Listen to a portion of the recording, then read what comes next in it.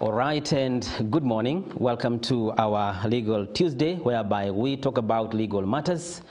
When you are listening and watching to this program, you get enlightened on various matters regarding to legal. I believe your week has been good as mine here. And this is MBCI TV, the Legal Tuesday. Today we are talking about the human rights in urban areas. Welcome to the show this morning, whereby we are going to dig deep on the human rights, as we are also going to try to gather our strength towards the human rights surrounding the urban areas.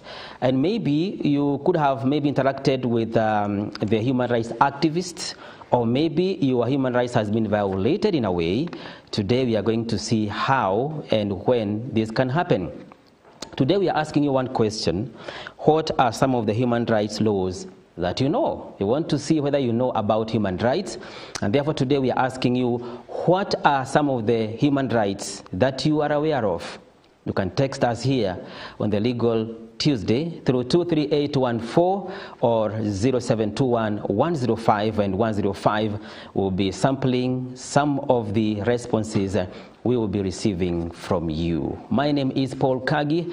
As usual, I have my colleague in the house, Mangichomola, stand by to be able to help us to dig deep on this matter. A very good morning to you, Paul Kagi. It's good to see you on this beautiful Tuesday of July 16th, 2024. Of course, when it is Tuesday, it's all about legal matters. And just as you said, that is a very, very important subject and conversation, Kagi. Right. Especially because we know we have so many people residing in our urban centers or even in our urban cities. And we know so many people are coming from the rural areas. And of late, we've been hearing and, of course, also seeing a lot of atrocities being meted on so many people who live in some of these urban cities. So we want to find out, and, of course, I know later on we'll introduce our guest. He'll be in a position to help us to be in a position to understand some of the violations of human rights in the urban areas. What could actually be the triggers of these atrocities, Kagi? And of course, what is it that needs to be done? And what is it that maybe, how is it that maybe as a society we can do? What are some of the issues, some of the measures that we need to put into place? How do we need actually to come together through different sectors so that at least we can mitigate some of the violations of these human rights that we normally see being violated in urban areas? So it's going to be a very, very captivating and I believe also enlightening conversation on this particular and very, very essential subject. Yes, and of course, Mangicho, there are many of us who don't understand when we are talking about human rights, what are we talking about?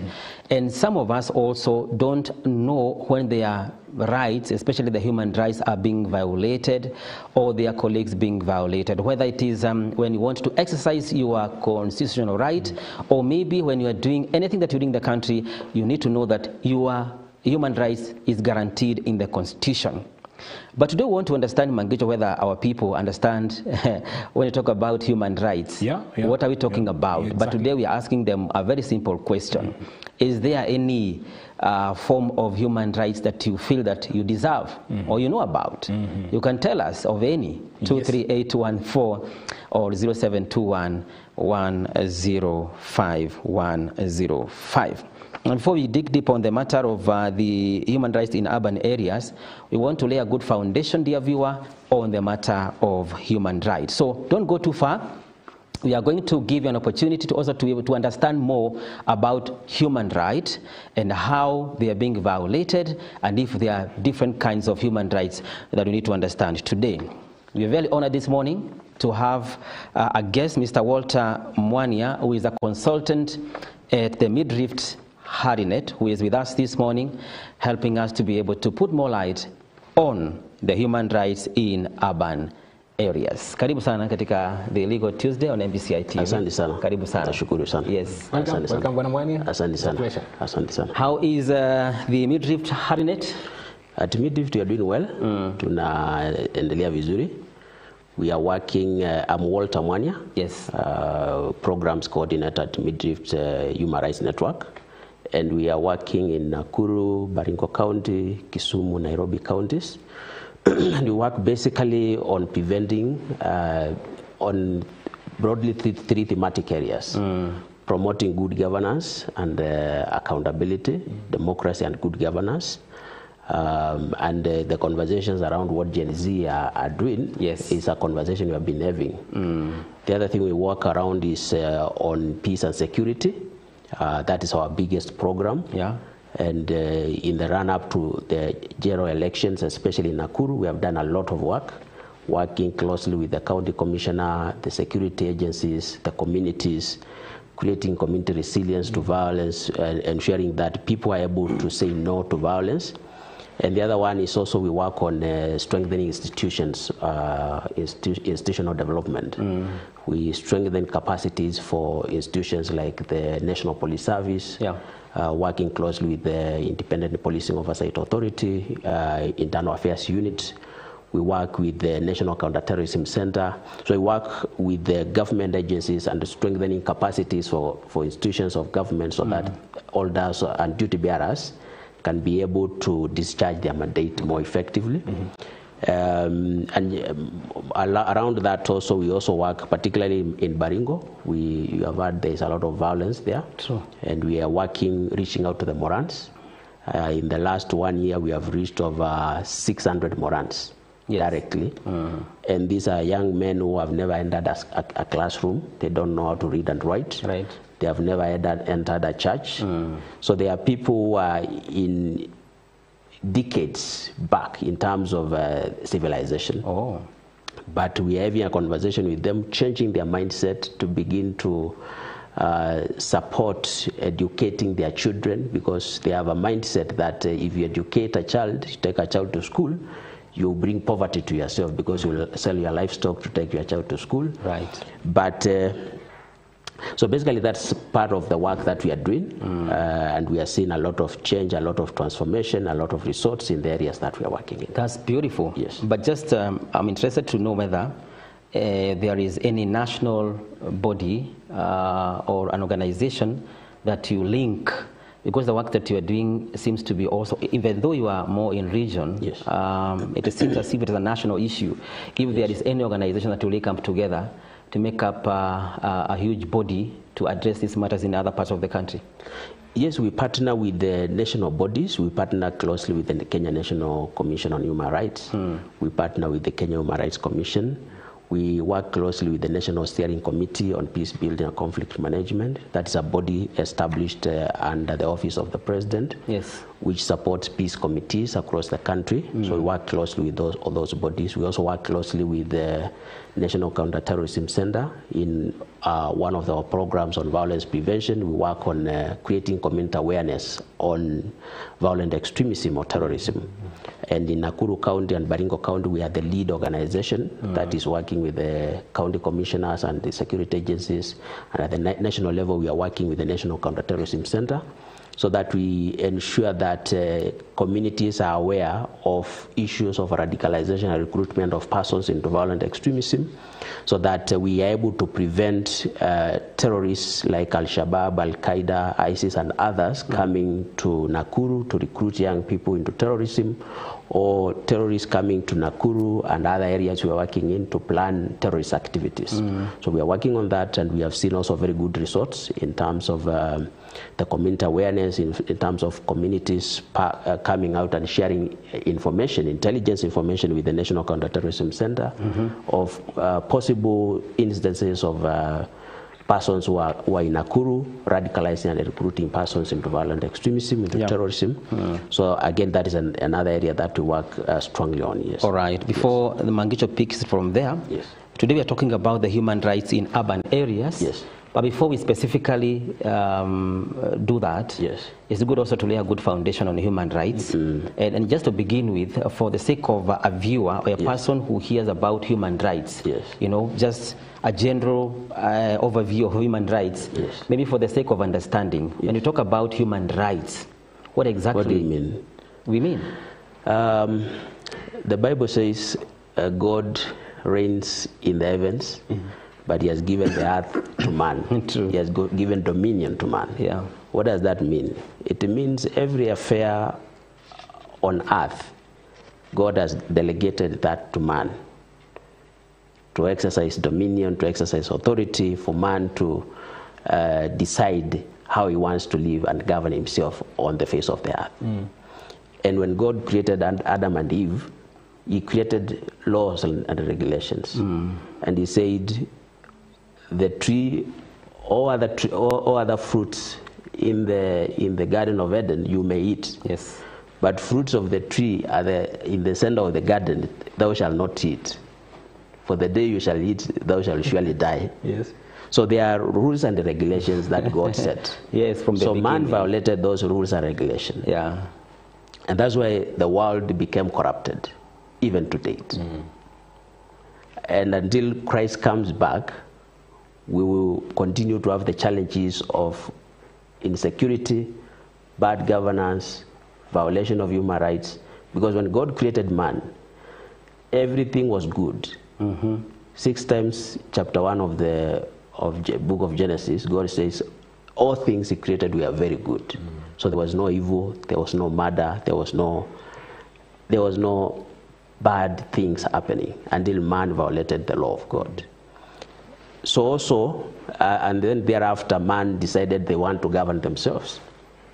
Remember when the children of Israel said they wanted a king like other nations, but God said, "It is me they are denying. Go give them a king, but tell them what the king will do." And when you look at what the Bible says, what the king God said will be doing is exactly what presidents do today. So we have that challenge. All right. And because man violated the rule, the governing rule of God, we have all these problems. Now, I would want to say that when you talk about human rights, sometimes people talk badly and defame people who stand out to promote human rights, Right. which is not good, because every human being has God-given natural rights that cannot be taken away by a constitution or by a government, that cannot be denied, like the right to life. Every human being, Right. whether you are in agreement with them or not, they have that right to life, that no one is supposed to take it away. But again, when you look at the constitution and the laws of nations, governments then sit down and say, then how are we going to govern ourselves? And they have, when you look even at the Constitution of Kenya, there are instances whereby police officers are given the authority to shoot and kill. But the right we are talking about is a God-given right. But men now, because God has given dominion of the earth to men, then men sit down and develop rules and regulations to govern themselves. Yes. And that's why the Bible says the king does not raise his sword in vain. Have you ever asked yourself why the president is given a sword? So basically what I'm trying to say is, yes, we have God-given rights that cannot be taken away from a human being. But again, nations and people come together and ask themselves, how do we govern ourselves? And there are instances today, if someone commits a particular offense and they are killed, there will be no recourse, there will be no prosecution of the officer involved. So there are those limits again to those rights. So when you talk about human rights, basically is the understanding that all of us, we have right to life, right to property, right for freedom, right to freely think. I cannot tell you not to think freely and independently.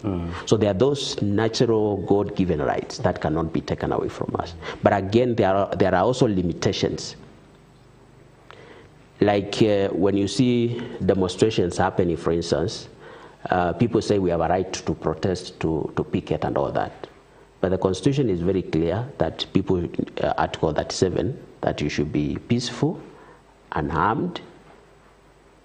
So there are again limitations.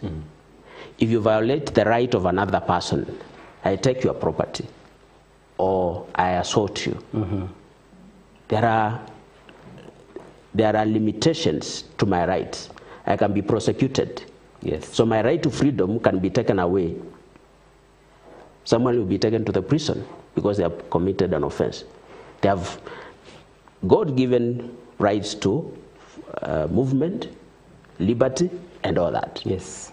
But again, those rights can also be denied, can also be limited if people violate the rules that they have agreed they should be governing them. And that's why we need all of us to take a keen interest on the rules and the regulations that a country sets, puts in place. Because all rules, and that's why we have elected leaders. These elected leaders, the primary responsibility is to make laws. And the laws that they make will bind you and me, whether we are aware of the laws or not. That's why it is usually said, kutokujua, you cannot defend yourself just because you are saying that I did not know. Yeah. Ignorance is not defense. It's not defense. Yeah. So all the rules and the regulations, all acts of parliament, all acts of the county assemblies are rules and regulations we have put in place. So if we violate those rules, we are violating particular rights for particular people. If I come to you and take your property, there's a right I have violated. True. If you are moving freely on the road and I obstruct you, I hinder your free movement, I'm violating your right. So what I'm trying to say is that we have God-given rights. Again, there are rights that the Constitution has given us. We have a Bill of Rights, which is very progressive. We have a Bill of Rights, which is very progressive. But again, the other thing also enlightened members of the public is that you also need to be aware that those rights can also be limited. It can be limited, sure. And they can also be denied to some extent. And in terms of Bwana, yes, because I know so many people who do also want to find out. I know later on we'll also be looking at maybe some of the ways in which these human rights are violated. Yes. But in terms of which institutions, which organizations are supposed to safeguard those rights? Those rights. We have first the National Police Service. You know, I said we do institutional capacity building and development. And one of the things we do is to bring officers of security like National Police Service to capacity build them still on their mandate. And with IPOA, Independent Policing Oversight Authority, with the Internal Affairs Unit and other organizations. And one of the things that we challenge police officers, because I remember one time we walked into an office in Naivasha, and at DCIO, when we introduced ourselves and we said we come from a human rights organization, his face changed. We had to take around 10 minutes to explain to him how we work. Yes. But we tell police officers that their primary role is to safeguard and to protect human rights. Why? If I take your phone today and you cannot take it back from me, what will you do? And you have evidence, and it's a witness that you saw me taking your phone. What will you do? You go report to the police. And the police will come and look for me, investigate, prosecute me. Sure. So what are they doing? They are protecting your life to own property. If you beat up someone, assault someone, you will be prosecuted. What are they doing? They are protecting you. I'm protecting.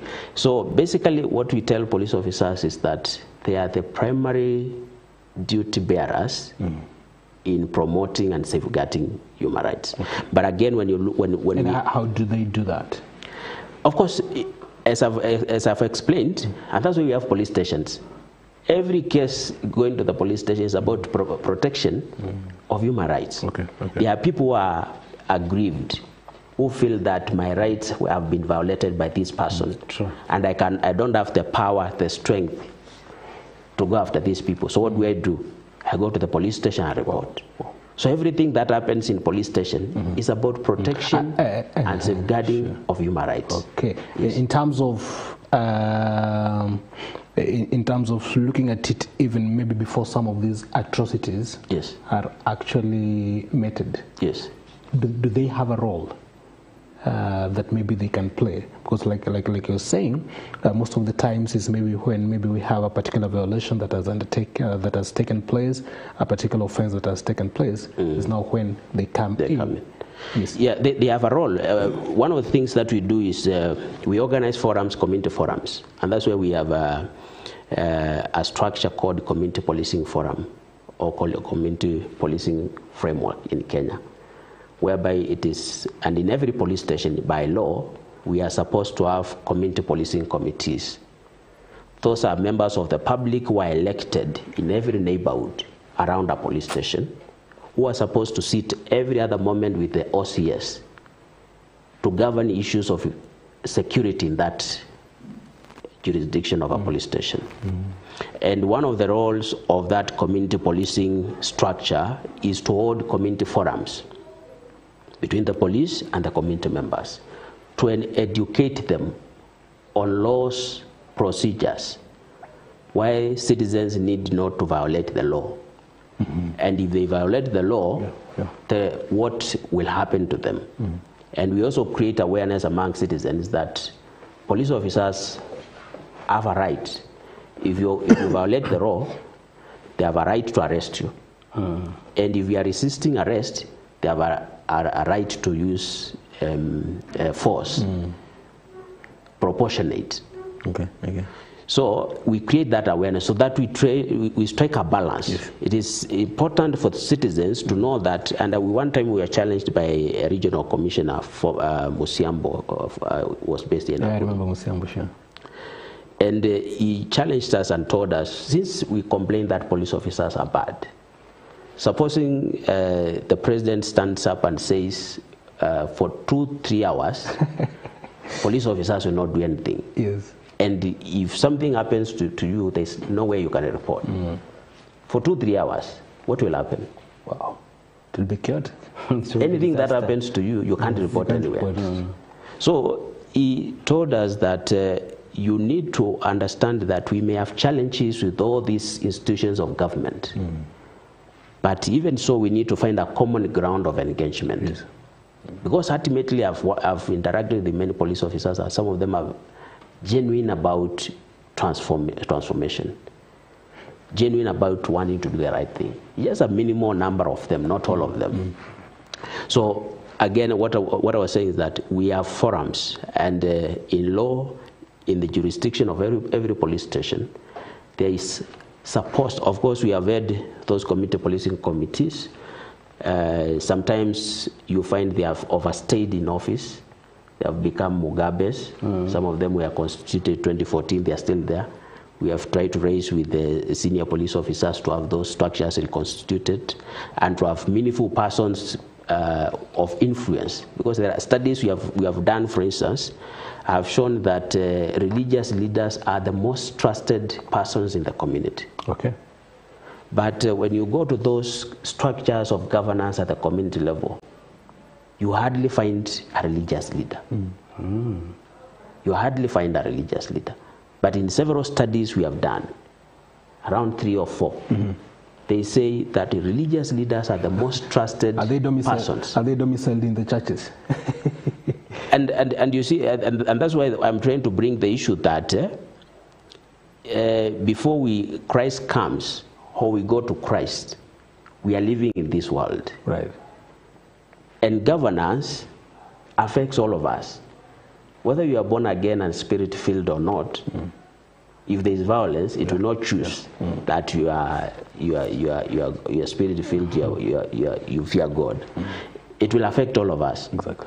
So if there is insecurity in a neighborhood, it will affect all people. So it is in our interest to participate there and ask ourselves, how are we being governed here? So the question now of accountability and transparency becomes a necessity.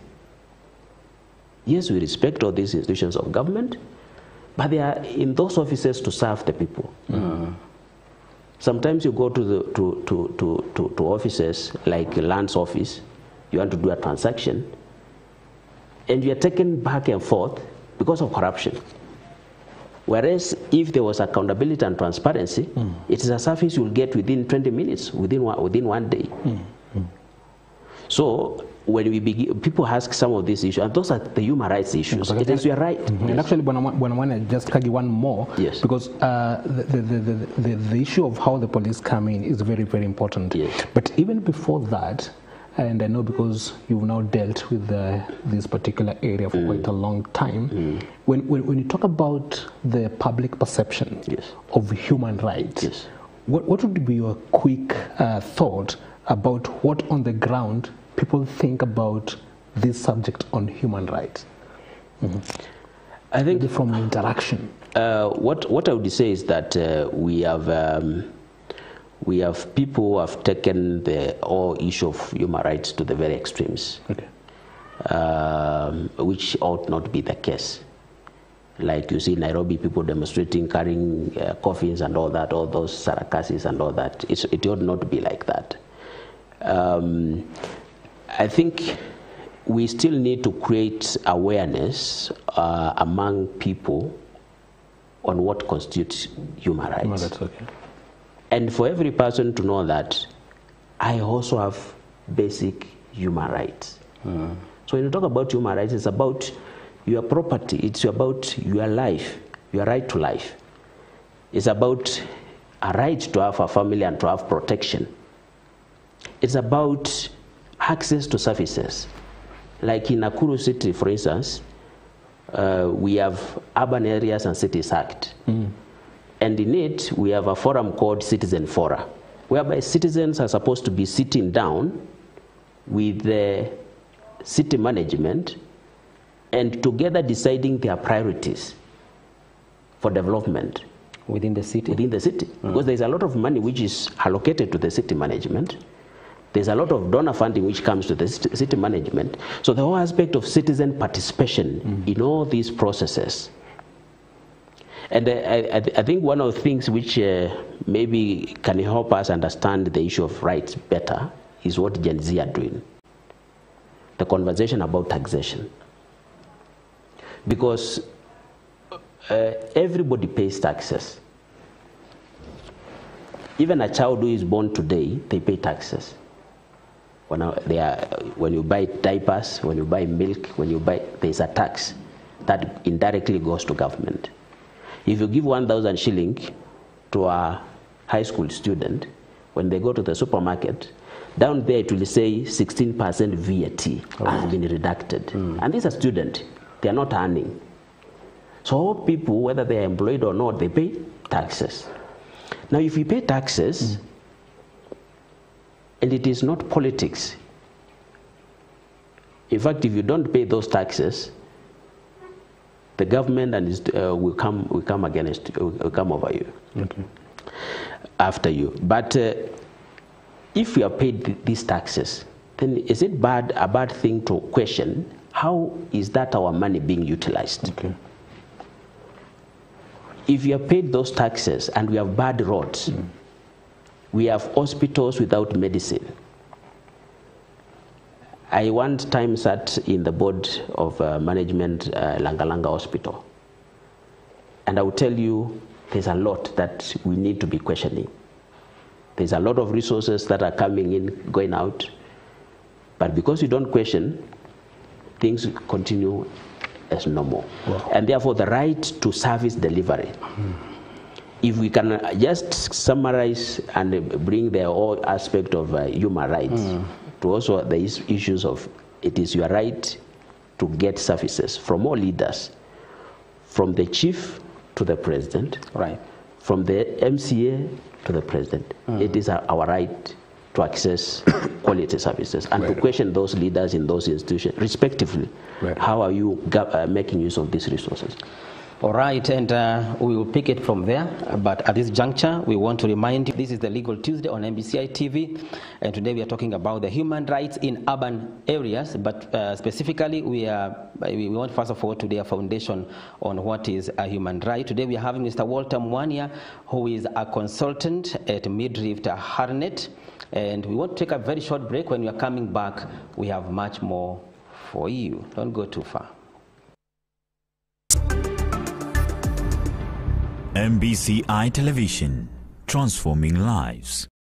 At the Rift Valley Institute of Business Studies, TVET College, we combine theory and practice to ensure students develop unique and innovative skills that are required in today's world. RVIBS prides itself as a leader in teaching excellence and a world-class center of research and intellectual creativity.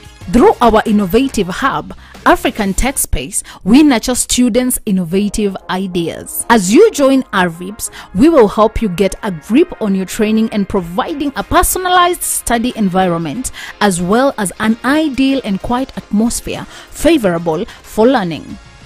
Seize the moment and grab the opportunity by applying for these market-driven and internationally recognized programs that will unlock your potential. Visit our Nakuru main campus near the railway police station or at Biashara Center, third floor, or call us on 0715 111103. You can also apply at www.rvibs.ac.ke. My name is Pasi Kihumba, the Principal Rift Valley Institute of Business Studies. I take this opportunity to thank our students, parents, and supporters for this far. And I also take this opportunity to welcome you into our July and September intake. Welcome to train with us.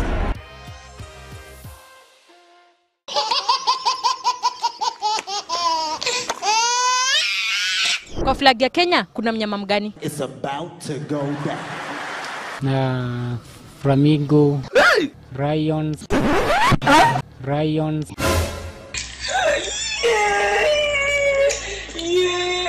Mtoto mbwa anaitwaje? Shut up everybody. Listen. Doggy. What? Mtoto mbwa anaitwaje? Kaumbwa. Kaumbwa, nini kadogo. Umesema nini kwa? Unataka kuambia mtu kwa kizungu niko na fuliza. Utamwambia je kwa kizungu? I have fua. Utamwambia je? I have fua. So we don't have the capacity. Umati ni wa watu na mkururo. Shut up everybody. Listen. Wasiafu. Wasiafu. Red lorry, yellow lorry. Hey y'all, come look at this. Red lolly, yellow lolly. Red lolly, yellow lolly. Yellow lolly.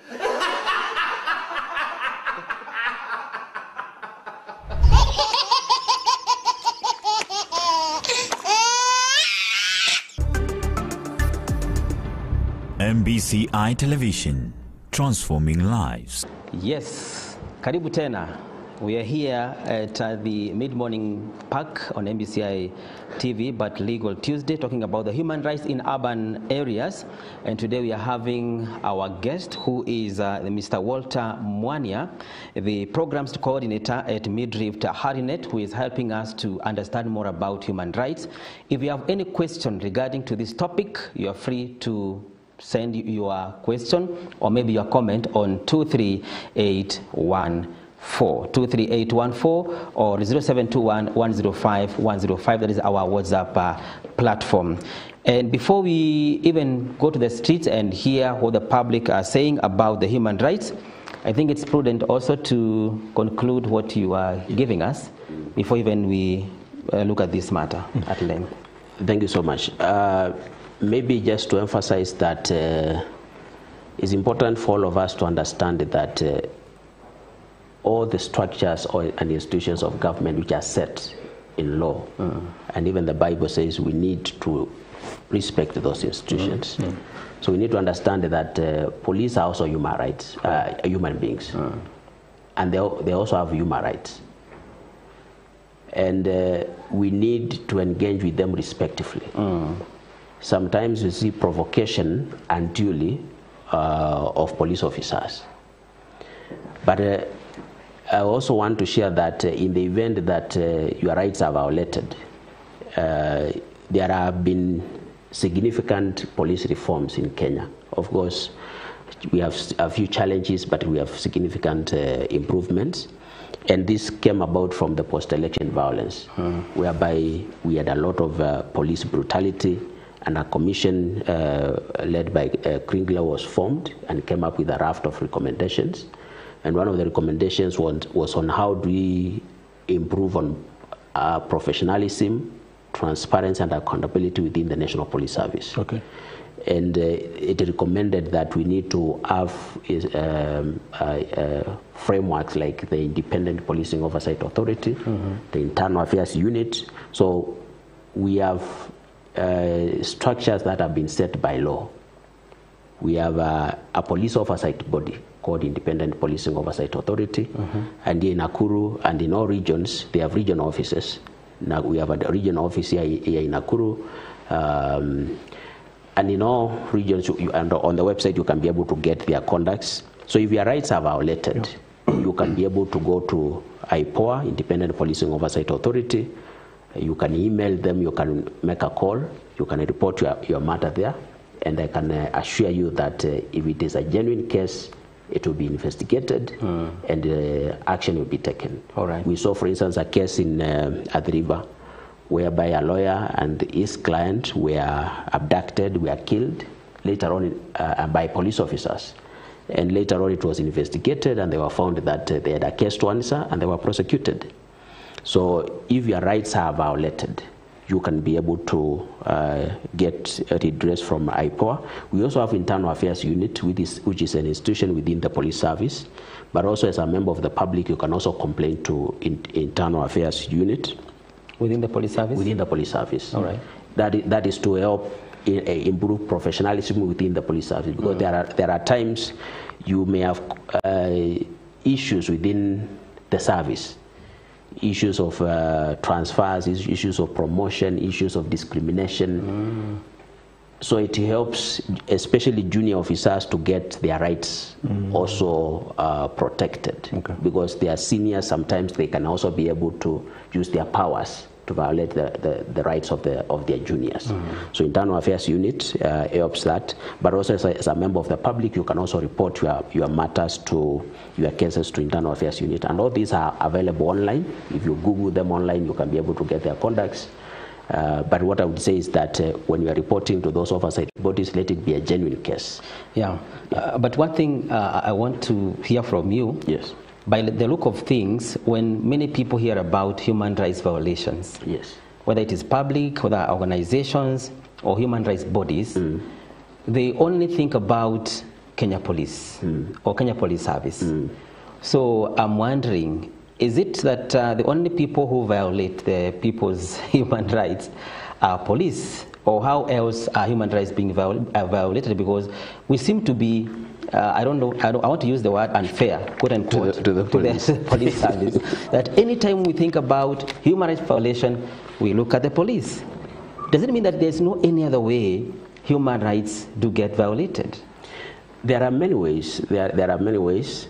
And as I've mentioned, you have many rights, like right to worship. Yes. And your right to worship can be violated, not necessarily by the police, by other institutions of government. We may have a leader who comes up, maybe a governor or so, and says, tries to limit your rights to worship. Right to own property. Right to own property. Yes. So your rights can be violated by another citizen, not necessarily the police officers.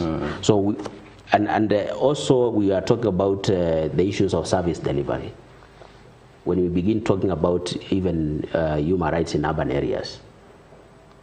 And I said all of us as citizens, whether we are employed or not, we pay taxes to the government. True.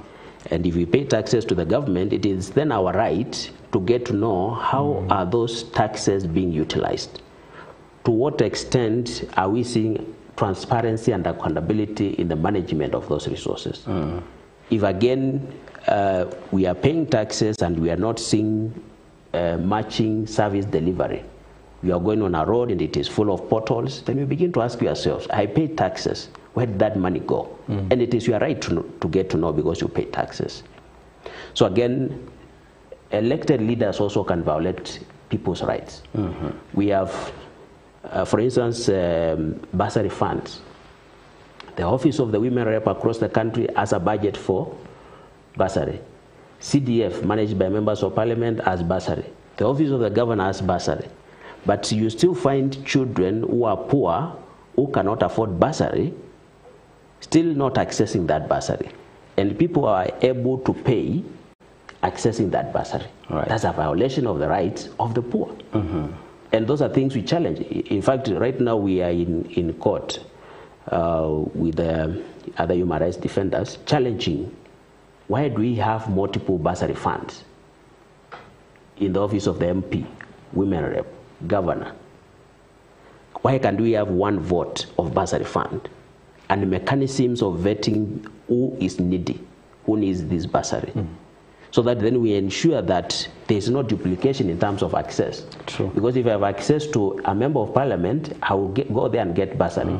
Go to the women rep office, get bursary. Go to the office of the governor, get bursary.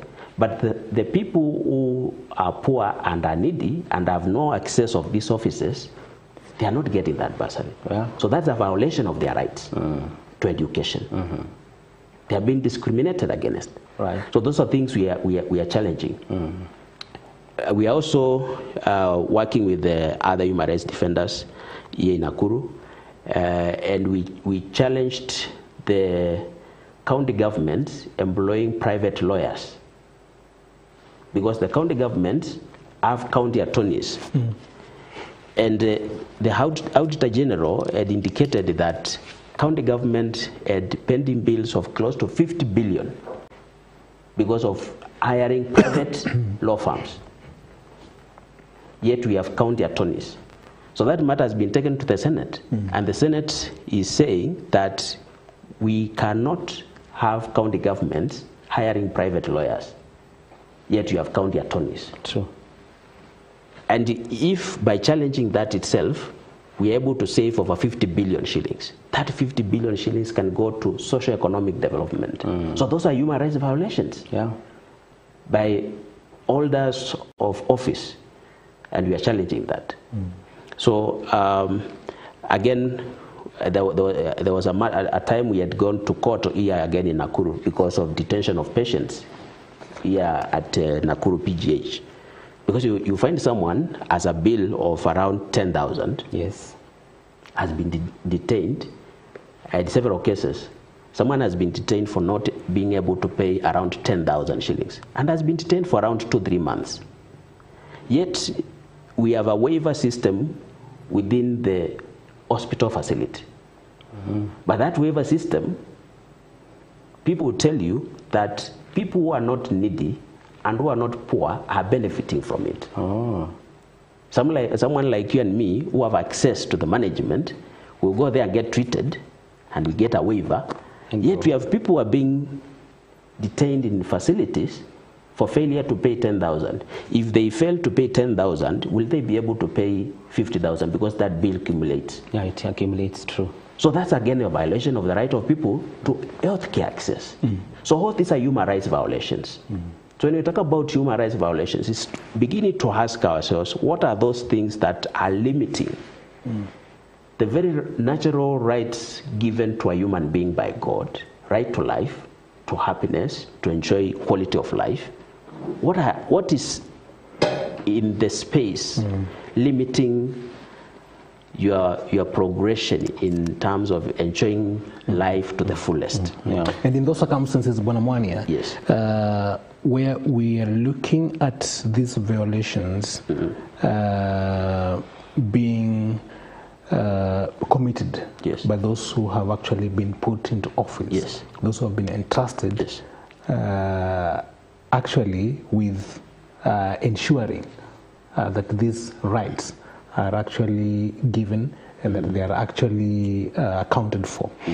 What does it do to even maybe the fight against the violation of human rights? Because looking at maybe, for example, it is in the office of the governor, maybe even in the central government, the national government. These are the very key people. And what would be the best ways to maybe work out some of these issues? I believe all of us know a gentleman called Okia Mutata. And this guy is one of our champions, because when you look at the work he's doing what we call public interest litigation. He's not a lawyer, but he's taking up public matters that have interest to the public, that he feels if they are not done correctly or rightly, they will violate the rights of the people. maybe in terms of improvement of service delivery and all that. So one of the things that people can do is to make or write petitions, to write memorandums, or to go to court under public interest litigation. That matter I talked about, we went to court in over detention of patients at the PGH. I'm not a lawyer. My colleague was not a lawyer, but we went to court because we felt that there's significant violation of human rights. Why would someone be detained for 2-3 months? Yet, when you look at the amount, it's a very significant amount of money. And it is not that we don't have money coming in. So what I would say is that we have mechanisms also in the law, in the Constitution, doing petitions, like the matter I've talked about, challenging hiring of private lawyers or law firms by counties. That was a petition which was done to the National Assembly, and it has been acted upon. The matter about consolidating all bursaries so that we have one kitty for bursary fund. We work also in Baringo. I have met 2 Morans, and they're out of school. They are university one is a university student, the other one is a high school student. But they are telling me, I don't have bursary. I want to go to school. I have the contacts of them here. So I reached out to the office of the women rep, which is managing the bursary. I reached out to the office of the governor. Apparently, Baringo governor is very progressive. He has supported much of the work that we are doing. So why would such a young man in such a village not be able to access education? Yet we have bursary at the CDF level, and we are talking a lot of money. Recently, I saw the Auditor General report on Nakuru Town East mismanagement of bursary funds, amounting to millions of money. And these are questions we need to respectively look the leaders into their face and ask them, how did this go about? Because unless we reach a point where we challenge institutions of government for them to be transparent and accountable, we continue complaining that we are not having opportunities, youth unemployed, and we have so many young people coming out of school. It is not that Kenya does not have the resources needed for everybody to have a cake. But a few of the people have gotten into those offices, they have not gotten into those offices to serve. Right. Yeah. Now, the issue of the human rights in urban areas. Yes. Which was one of the areas that we want to cover. Yes. Somebody may be asking, do you have a different rights for urban people and even different rights for rural people? I would actually say we have not different rights. Yes. We actually have the same rights. Only that when it comes to urban areas, you find, for instance, issues around access to opportunities, issues about employment, and sometimes there are violations of rights of people in the employment sector. You are supposed to get particular dues. You are not getting those particular dues.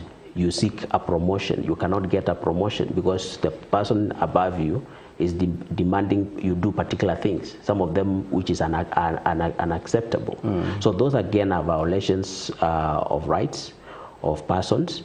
But what I would say is that whether you're in the village, whether you're in the urban area, usually the rights are the same. Yes. And apply across the board.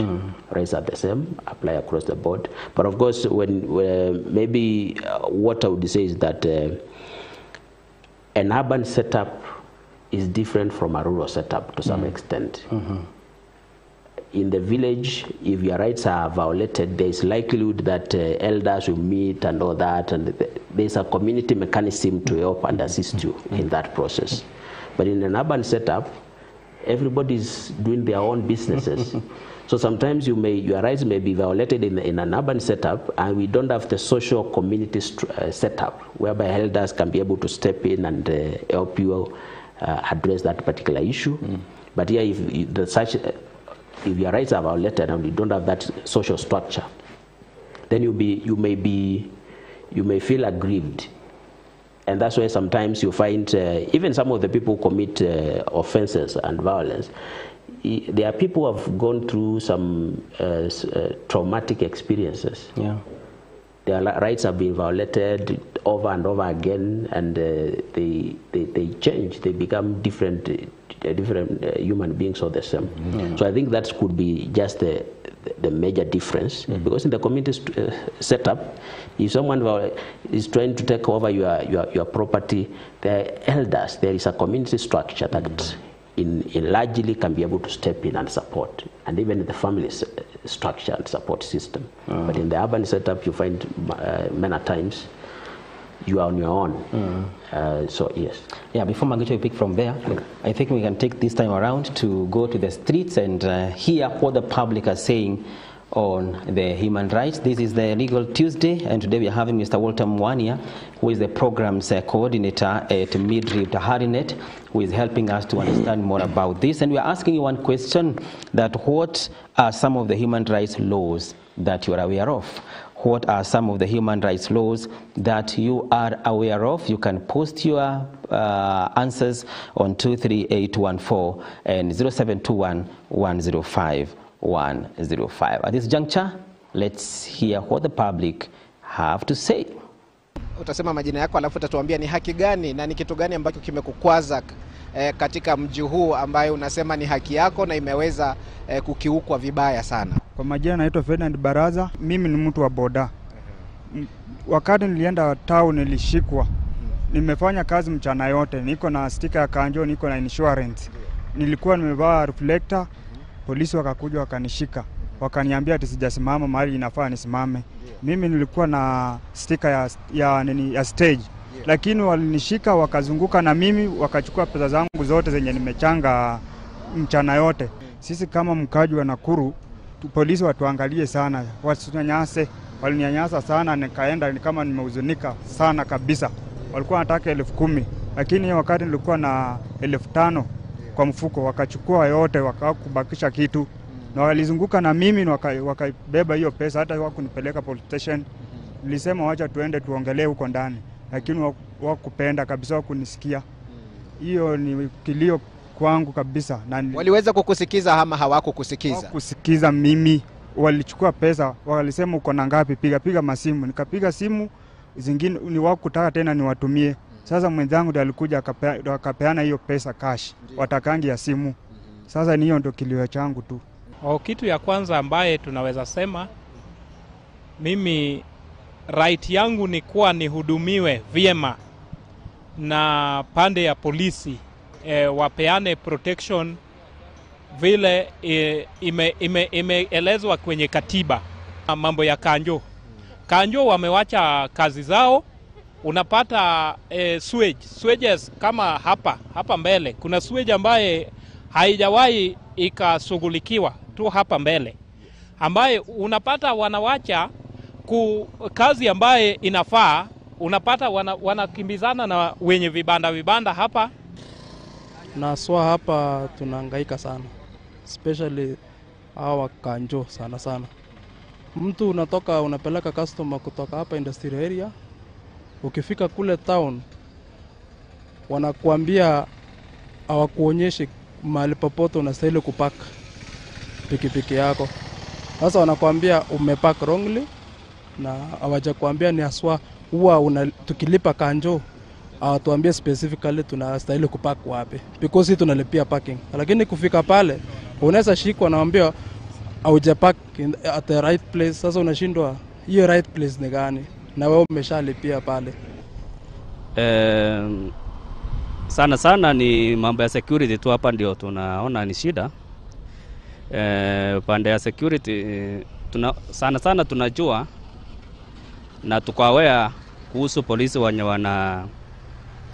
wana site na wakora. Unaona sisi kama tunafanya kazi, tumeokopa kufanya kazi mpaka late sababu ya insecurity. So sana askari, unaona hawa wakora sana wakishikwa, mtu anakuambia live, hata nikishikwa nitatoka. Kwa hivyo hata haokopi kufanya uhalifu, haokopi kutuibia. Sasa unaona sasa sisi tunaogopa kufanya kazi mpaka late sababu ya hiyo. Hiyo ndio banda ya usalama ndio tunaona sana sana tunasisitiza wawache nini watuchunge vile inafaa, na hata ukispot mkora ama ujue kundi fulani ni ya wakora, ukiripot yani action ichukuliwe. All right, and there we go. Umesikia maneno. Now, public are really complaining about the city askaris. Yes. And it seems to be a common denominator of human rights violations in our cities. Yeah. What have you picked from them? Very true. We have had some engagements with the county inspectorate, and I think those are things we continue to have a discussion on. And I would want to say that, of course, all of them who have spoken here, they have grievances, because they feel their rights have been violated. And when community members have those grievances, it is not good. It's not a good thing, because one, their perception of those institutions of government becomes negative, right? And when there is confrontation, then you don't want to see those institutions of government. It's like they are your enemies. But I would also want to say that it is not all enforcement officers. It's not all kanchus. It's not all police officers. It's not all government officers, civil servants who are bad. There are people in those offices who are good, who are genuine, who want to bring about change. And maybe just to add that what we have heard also from them as a bearing on what I was discussing on issues of terrorism. Yes. Because if young people are trying to do their businesses and their rights are being violated, there are groups that can come, terrorists, Al-Shabaab, Al-Qaeda and others, and tell them, you see, we have a very bad government. We want to help you. We want to organize you. Or their rights have been violated to particular extremes. Like we had an instance of a young man in Transmara. There was an intercommunal conflict, and skirmishes, houses were burned and all that. And Natembea was there, former police commander, and he was trying to bring the communities together. So this young man of around 10, 11 years was asking the wazee, what are you doing here? They started the fight, the conflict. They have burned down our houses and cut down our mazes. Now that young man, I believe you saw that clip. If that young man is already traumatized because of what he has gone through. So if he's not helped, violent extremist groups like Al-Shabaab and Al-Qaeda and others will come and pick him and tell him, you see, this government is very bad. Police is your rafiki. Kanju is your rafiki. All these things you have gone through, we want to help you so that later on you can come and revenge. Do you think that young man will think twice? No. If he's told that we will help you, we will harm you, he will not think twice. And that's how terrorists are recruited, because of grievances, because of those community grievances. You are trying to access ID card, you cannot access. You are trying to access a particular service, you cannot access. So those community grievances, it is important for us as community members to address them. And what I would say is that the biggest challenge I've seen is that people mean well, they are not participating in these spaces whereby those decisions are being made. People mean well on matters of governance, they are not there. People mean well in terms of issues of security. A gentleman here said we cannot work until late because of insecurity. True. So that means also your right to movement and freedom to movement is limited because of insecurity. And what is causing that insecurity is a few persons conspiring with criminal elements. So are we going then now to sit back and say we should not talk about the right of people to freely move, and we allow elements of criminal elements to take root of our neighborhoods. So it becomes a challenge. So I would say, and I would want to challenge all of us, that issues of human rights affects all of us.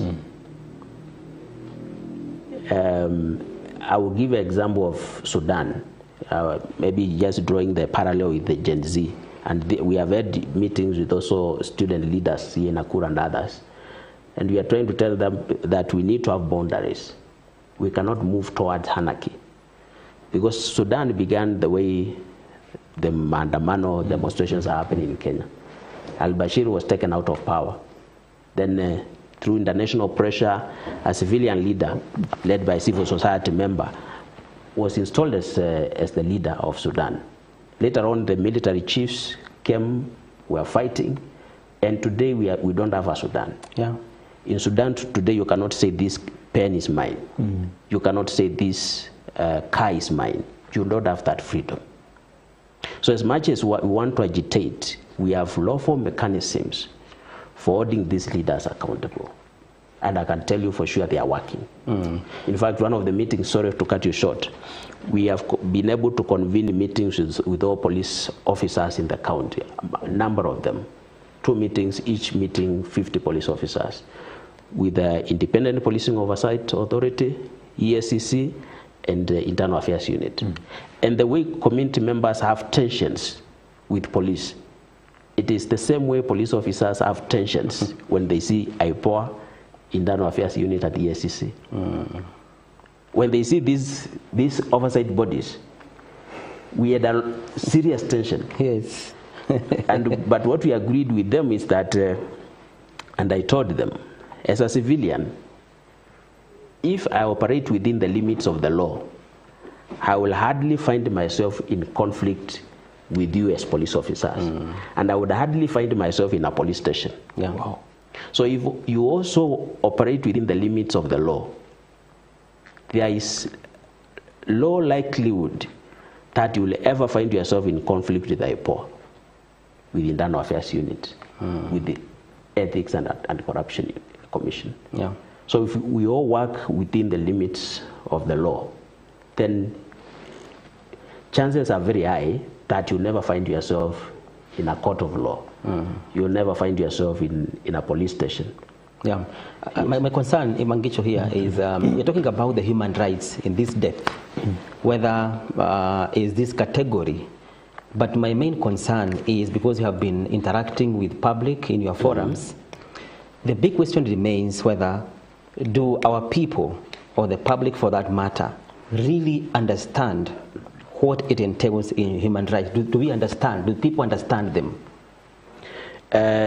People don't understand. I will tell you, we have the Constitution of Kenya, which is the law governing us as a country. Very few people have read the Constitution. Just like in the church, very few people have read the Bible. In fact, we had a meeting last week with student leaders, and we were asking them, why were you rejecting the finance bill? Did you read it? And one lady said, I never read it. I will not read it, but I will continue to reject. So, one thing is, people are not aware of their rights, and if they are aware, loosely aware of their rights. Yeah. And if their rights are violated, then they don't know how they can go about seeking justice. And when people don't know how to go about seeking justice, like that young man who was saying that they are being frustrated by Kanjus, tomorrow you'll not be surprised if you find them fighting one another. Because he does not know of an alternative lawful mechanism for seeking justice. And for holding that Kanju is violating his rights and taking his money unlawfully accountable. Wow. So when people get to know about their rights, and if their rights are violated, then there are lawful mechanisms for holding leaders accountable. And that's also what we are telling people during the general election. If we have an election and there's an outcome and you're not satisfied with the outcome, we have left lawful mechanisms, the judicial mechanism. So instead of going to the streets, tell our leaders to go to the Supreme Court and seek redress within the legal mechanisms. Otherwise, we will not have a country. We will have anarchy, and we will not have a country. You will not have something you can say, this is my property. Yeah. Yeah, and actually, still on that note, Bonamwania, I think one of the fears that majority of Kenyans, and even maybe in a city like Nakuru have, is, and this is in relation to human rights, is the spiraling wave of violence. We're talking about the confirmed group. Yes. And how they've meted violence on the residents of Nakuru. Now, when you look at the increasing numbers of, and they're very young people, very young children, maybe teens, who have actually joined this illegal group. And it has been here now for a very long time. What would you attribute to be the main cause of some of these young men joining these illegal gangs? And number two, when you are looking at the capacity to contain such illegal gangs and how it has been a challenge, what do you think are some of the existing gaps and what needs to be done? Even you as an organization that is Midriff Horinet, what do you think could be some of the things that maybe we need to do? Because you'd walk now in town and majority of the residents of Nakuru will be able to tell you that these ones have now become a major disaster in the town. Yes. I think one thing is, one thing I would attribute this one to several factors, one of them being ineffective governance framework, whereby, and we are talking about service delivery, access to opportunities. When we have a situation in a country where someone gets to office to amass wealth, and you don't care absolutely about the other people, and we have a growing population, then it reaches a point whereby people lose hope, are frustrated. So some of these people have lost hope. And you will find that some of them will tell you that, why should I go to school? Yet the people who went to school, they are worse off than those who never went to school and they're in criminal activity. Actually, that's one of their justification if you talk to confirmed members. So a number of those young people have dropped out of school because they are not seeing a future out of that school. They have seen people who have certificates, but those certificates have not helped them. So that's one thing, loss of hopelessness, or loss of hope among these young people. And what Gen Z is doing is very important, because it is beginning to shake those institutions of government and beginning asking hard questions. Why should we have the number of members of parliament we have? What are they doing? Frankly speaking, we don't need we need even a quarter of the members of parliament that we have today. How come when we raise revenue and money comes to counties, over 70% goes to recurrent expenditure, paying salaries, paying transport, travel, benchmarking, and what you go to benchmark in other countries you never implement. So those are hard questions we need to ask ourselves, and they are also have a bearing on rights, because they have a bearing on the right of the other people to also have a meaningful life. Because when these resources are not meaningfully used, then you disenfranchise those other people who are supposed to be brought out of that pit. The other thing also is that, of course, we have government affirmative funds. We have National Government Affirmative Fund, managed by the Office of the Women Rep, at least 100 million every financial year. So in 5 years, we are talking about $500 million. The MPs, the same. They are managing almost at least 100 million every financial year. So in 5 years, we are talking about $500 million. Every member of parliament, every women rep. And the question we need to ask ourselves is, if they mismanage those resources, will they have the moral authority to ask the president, the executive, on the executive's misappropriation of resources? They will not. Because what the executive will do is tell them, I have your file, so you better keep quiet. So we have what is called state capture. And it has been there. It has not come with the current president. Whereby you have something that you can muzzle every leader who can hold you accountable. So that you do whatever things you want to do. And then the MPs also do whatever they want to do with the $5 billion every 5 years. So then these resources are not trickling to the ground. So these are issues we need to look at, and the conversation that we are having, even reducing the salaries of these leaders is a meaningful conversation. Why should we have over 70% of our default money is going to recurrent expenditure? But on a positive note, we have been able to reach out through chiefs, reach out to 300 ex-gang members in Nakuru Town, East and West. Wow. Ex-members? Yes. 300. And also a number of them were ex-prisoners. We worked with the prisons department to give us the list of young people who have exited. So what is now being done to them, those who are now ex-members? We engaged them with the Kenya Association on Manufacturers, KIM, and the Kenya National Chamber of Commerce and Industry, and brought also the affirmative funds, Women Enterprise Fund, Youth Fund, Uwezo Fund, and the Ministry of Youth Affairs to train them on financial literacy, financial management.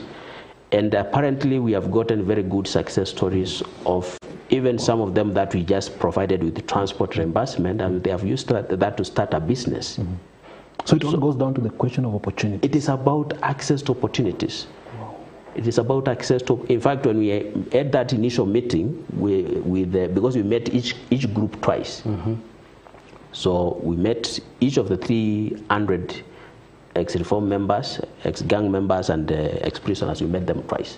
So when we were meeting them the second twice, I remember one lady was saying, even if midriff does not exist again, I am good. And you have really helped us. I began to see myself as a human being. Nice. Because someone comes from prison, they have very good skills. In fact, prisons are some of the best carpenters. But when they come out of prison, they have no tools. They have no place they can set up a business. No infrastructure. So this someone who has skills but has no support system. Right. So we are working with the Kenya Association of Manufacturers and the Kenya Chamber of Commerce, Kenya National Chamber of Commerce and Industry to mobilize toolkits. The ex-prisoners who are coming out and they have particular skills, we give them toolkits so that when they come out, they can be able to start their businesses, and thereby they will not go back to crime. So it is just zeroing down to lack of opportunities. Right. Lack of opportunities. I believe by now, I don't know whether my director, you are ready with the legal profile. Yes, sitting around, we do some profiling of our legal minds. Okay. So I don't know what Mangicho has for us today. Okay. Yes, we have a personality to also look at as far as the legal profile is concerned. And today, Kage, we are featuring this personality, that is Hon LJ Nyaundi. Hon LJ Nyaundi, Patricia Mande. Yes, on LJ Nyaundi, Patricia Mande. That is the personality that we are going to focus on, or that we're going to feature on in our legal profile for today. And she was admitted to the bar in 1991. She has a Bachelor of Laws degree, postgraduate diploma in law from the Kenya School of Law.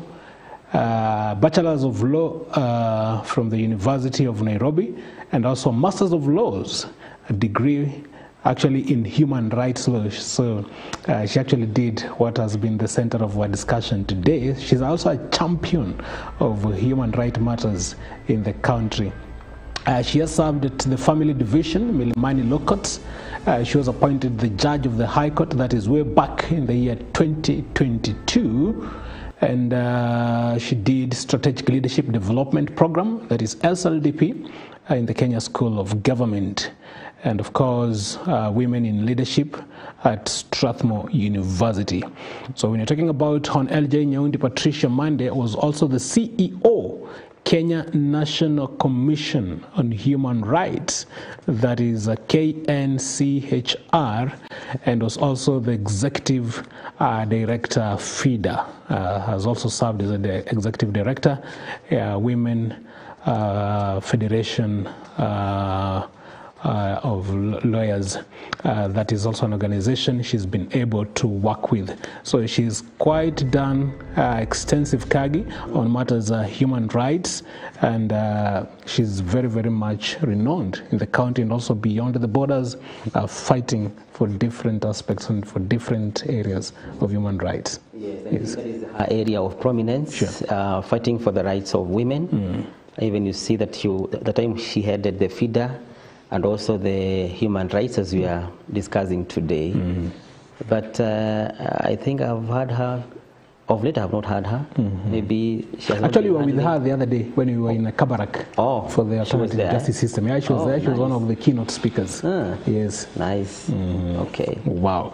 And maybe, Bwana Mwania, even as we drew to the conclusion of this particular discussion, when we're looking at, because that aspect of opportunity is very important, and maybe when we are looking at some of the reforms that maybe we need to do as a country, and how maybe we also need to embrace other sectors so that we can be able to contain this particular issue. Because if you're talking about the youth and opportunities, it's quite in their millions who are actually in need of these opportunities. What best way do you think we need to go about it as a country? One, I think what we need to do first is to seal all loopholes where monies are being lost. Because a lot of money is being lost at all levels of government, national government and the county government, a lot of it. And if we can only seal those loopholes by beginning to demand quality service delivery, respectively, we can make good progress.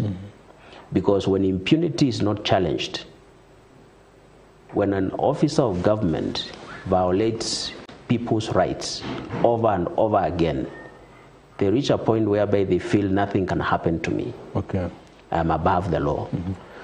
But when we have citizens beginning to come out together and using lawful judicial mechanisms to hold leaders accountable, then we can make good progress. The other thing that we need to do is, we have so many default funds by government. We have Youth Fund, Uwezo Fund, GAF, Women Enterprise Fund and all that. But when you go to the community, youth are not accessing those opportunities. We have government set aside 30% tender provision in government institutions. But who is applying for those tenders? Those are the children of the mighty and the connected. I told you we're also working in Baringo, where you hear a lot of violence. And we, every other moment, even this Friday, we'll be in Baringo, in the most remotest of areas, meeting with the Morans, the people who are involved in the killings we have heard of. But when you talk with them, you realize even some of them don't have ID cards. They don't know anything about formation of groups, and all these government opportunities are given through organized groups. So what I would say is that the government needs to be deliberate and intentional, both at the national and the county, one, to ensure that the opportunities which are meant for the poor and the needy, those resources go to those particular people. And we need all of us to be able to respectively ask our leaders, how have you used these resources? We need to be able to interrogate our band. We are talking about the finance bill at the national level.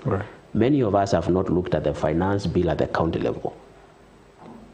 We have situations like Nakuru Town West. You find people have come together, have done a public participation. They wanted to purchase a land.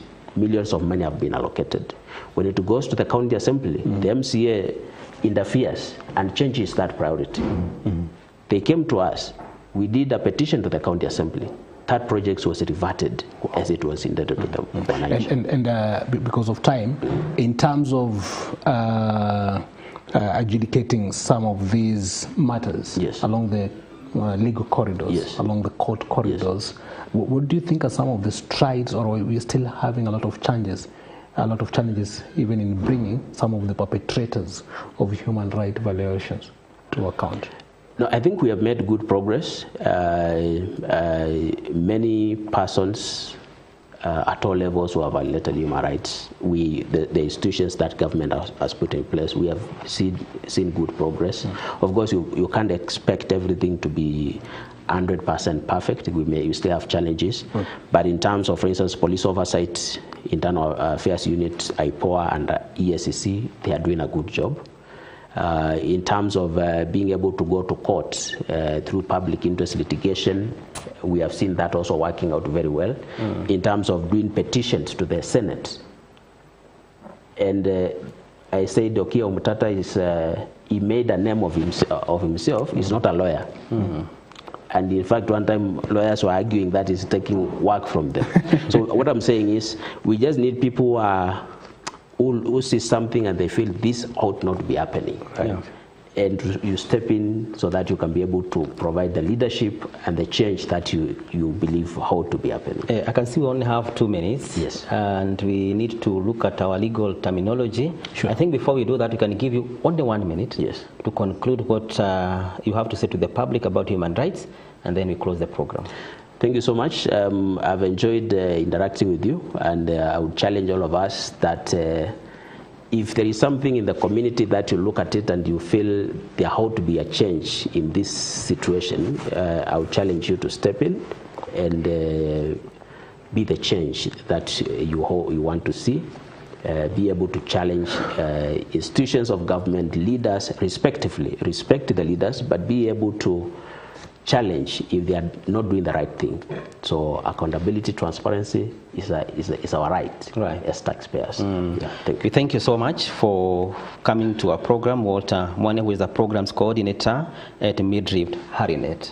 Anytime when we need you again, you are most welcome. Thank you so much. But before we leave, we educate ourselves on various legal terminologies. I heard that sometimes you go to court. Yes. So Mangicho Mola has something for us today once again before we go. Yes, we have a term for you, Kagi, today. This is an interesting one. I don't know the Kagi you've ever come across it. Not yet, not yet. It looks like a term from one of our communities in Kenya. Yes, what is it? I'll just pronounce it just as it is on the screen. Mutatis mutandis. So mutatis mutandis is a Latin phrase which means changing what needs to be changed, and it refers to adapting something to new conditions or a new context while preserving its original intent or core principles. So that is what we mean when you talk about mutatis mutandis. Changing what needs to be changed refers to adapting something to new conditions or a new context while preserving its original intent or core principles. All right, for mutatis mutandis, it's a very nice one. I think today I'll greet someone in the afternoon, mutatis mutandis.